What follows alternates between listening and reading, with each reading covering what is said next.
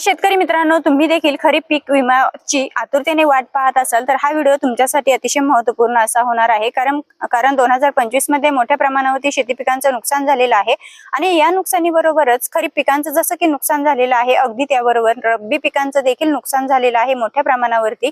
आणि शेतकरी बांधवांसाठी ही आनंदाची बातमी आहे की खरीप पीक विमा हा मंजूर झालेला आहे, त्याचं वाटप देखील सुरू झालेलं आहे। आणि आता त्या शेतकरी बांधवांना आनंदाची बातमी ही आहे की त्या शेतकरी बांधवांचा पुन्हा एकदा रब्बी पीक विमा देखील मंजूर झालेला आहे।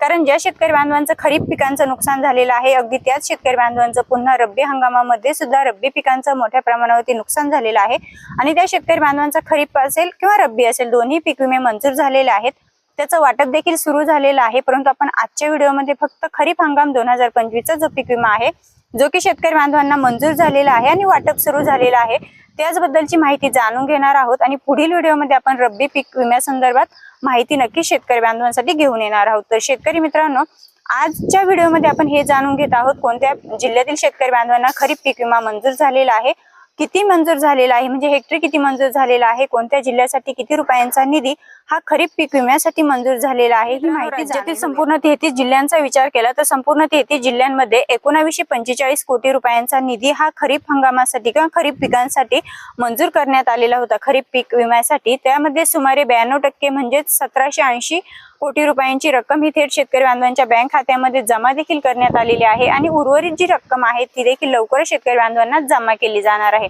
आता यामध्ये आपण जर पाहिलं तर कोणत्या जिल्ह्यांसाठी किती रुपयांचा निधी मंजूर झालेला आहे तेही जाणून घेऊया। तर यामध्ये काही जिल्ह्यांसाठी म्हणजे कोणत्या जिल्ह्यांना सर्वाधिक पीक विमा मिळाला ते जाणून घ्या। यामध्ये नांदेड जिल्ह्यासाठी 967 कोटी रुपयांचा निधी मंजूर झालेला आहे। धाराशिव जिल्ह्यामध्ये एकूण 315 कोटी रुपयांचा निधी मंजूर झालेला आहे। परभणी जिल्ह्यामध्ये 147 कोटी रुपयांचा निधी मंजूर झालेला आहे। अहिल्यानगर जिल्ह्यामध्ये सुद्धा 140 कोटी रुपयांचा निधी हा खरीप पीक विम्यासाठी मंजूर झालेला आहे। हिंगोली जिल्ह्यामध्ये 128 कोटी रुपयांचा निधी मंजूर झालेला आहे। यामध्ये आपण जर संपूर्ण महाराष्ट्र राज्याचा विचार केला तर संपूर्ण महाराष्ट्र राज्यामध्ये सर्वाधिक पीक विमा जर कोणत्या जिल्ह्याला मिळाला असेल तर तो नांदेड जिल्हा आहे। नांदेड जिल्ह्यामध्ये एकूण 967 कोटी रुपयांचा निधी हा पीक विम्यासाठी मंजूर झालेला आहे। आता या 5 जिल्ह्यांचा जर विचार केला, नांदेड, परभणी, धाराशिव, अहिल्यानगर आणि हिंगोली या 5 जिल्ह्यांसाठी 1697 कोटी रुपयांचा निधी हा वितरित करण्यात आलेला, मंजूरही झाला आणि तो वितरितही करण्यात आला। आता उर्वरित जे 28 जिल्हे आहेत तर या उर्वरित 28 जिल्ह्यांमध्ये एकूण 250 कोटींचं वाटप हे करण्यात आलेलं आहे। आणि त्यामुळे अनेक जिल्ह्यातील शेतकरी बांधव अजूनही त्यांच्या भरपाईच्या प्रतीक्षेमध्ये आहे। काही शेतकरी बांधवांना पीक विमा त्यांच्या बँक खात्यामध्ये जमा झालेला आहे, परंतु काही शेतकरी बांधवांना अद्यापही तो पीक विमा मिळालेला नाही। परंतु शेतकरी मित्रांनो, जो पीक विमा वाटप सुरू झालेला आहे हे पीक विमा वाटप टप्प्याटप्प्याने होत आहे, त्यामुळे जे काही शेतकरी बांधवांना अद्यापही तो मिळालेला नाही त्या शेतकरी बांधवांनी घाबरण्याचं कारण नाहीये, त्यांच्याही बँक खात्यामध्ये लवकरच तो पीक विमा जमा केला जाणार आहे। मित्रांनो, यंदाच्या आपण जर पाहिलं तर दरवर्षीप्रमाणेच यावर्षीही मोठ्या प्रमाणावर शेती पिकांचं पावसामुळे नुकसान झालेलं आहे। काही भागामध्ये अतिवृष्टी झाली, काही भागांमध्ये पूर परिस्थिती निर्माण झाली, काही भागांमध्ये अतिशय ढगफुटीसारखा पाऊस झाला आणि त्यामुळे शेती पिकांचं मोठ्या प्रमाणावरती नुकसान झालं। त्यामुळे शेतकरी बांधवांचं खरीप पिकांचं मोठ्या प्रमाणावरती नुकसान झालेलं आहे आणि त्याचमुळे शेतकरी बांधवांना आशा होती की भरपाई आम्हाला लवकरात लवकर मिळावी।